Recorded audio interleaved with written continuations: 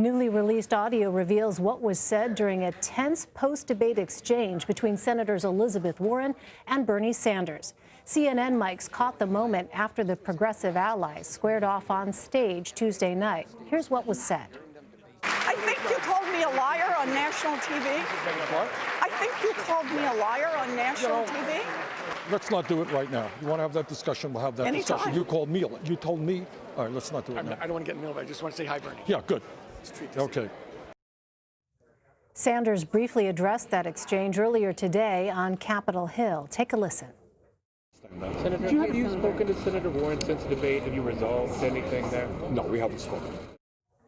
For more, let's bring in Cleve Wootson Jr. He is a national political reporter for the Washington Post. Cleve, thanks very much for being with us. How are other presidential candidates reacting to this moment between Elizabeth Warren and Bernie Sanders?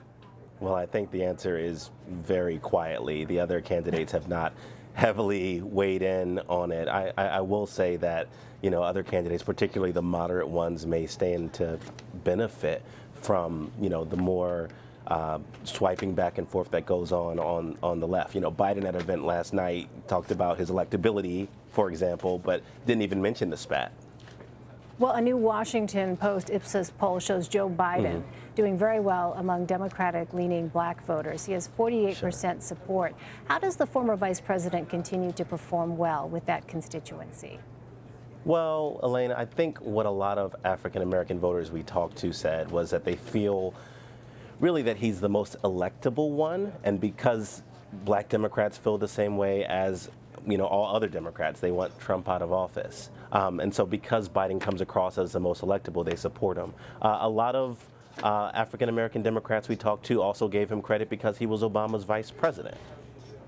Well, your colleague Dan Balls wrote an analysis piece on that poll, and in it he explains the significance of securing the black vote.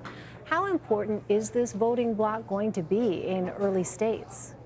Sure. Well, if you look at South Carolina, the African-American electorate delivered, victories to the last two Democratic nominees. I think something like 66% of, somewhere around there, of voters in South Carolina, one of the earliest primary states, is African-Americans. But beyond that, beyond just to show numbers, I think that being able to court the African-American vote, being able to bring in a wide number of people, sends a message to the rest of the electorate that a particular candidate, has a big tent, can get a very diverse group of people to vote for them.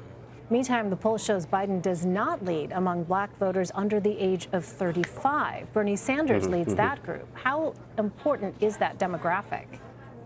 Well, that actually is to be decided. The big question with a lot of the politicos that I speak to is whether or not candidates can get that group of voters out to the polls, period. We know that older people vote in higher numbers than younger people. I mean, it is still significant. It is still a feather in the cap for Bernie Sanders, but it's also a group that has not always been easy to mobilize. Well, finally, the poll shows meager support for Pete Buttigieg. He is among the leaders in predominantly white states like Iowa and New Hampshire.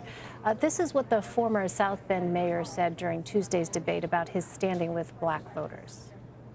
The black voters who know me best are supporting me. It's why I have the most support in South Bend. It's why among elected black officials in my community who have gotten into this race, by far most of them are supporting me. The biggest mistake we could make is to take black votes for granted, and I never will. So, Cleve, is it clear why Buttigieg is not resonating with black voters around the country? Yeah, well, a couple of things. We did ask people who know Pete Buttigieg. We asked people if they were familiar with him, if they had favorable or unfavorable opinions of him. Even some of the people who said, yeah, I know who Pete Buttigieg is, suggested that they just weren't eager to vote for him. A lot of folks, there are some folks that talk specifically about his sexuality. There are other folks that also talked about, his relative lack of experience, especially dealing with African-American issues. And then others had misgivings about issues that had happened in South Bend. All right, a variety of factors, it sounds like. Cleve Wootson Jr., thanks very much, Cleve. Sure thing.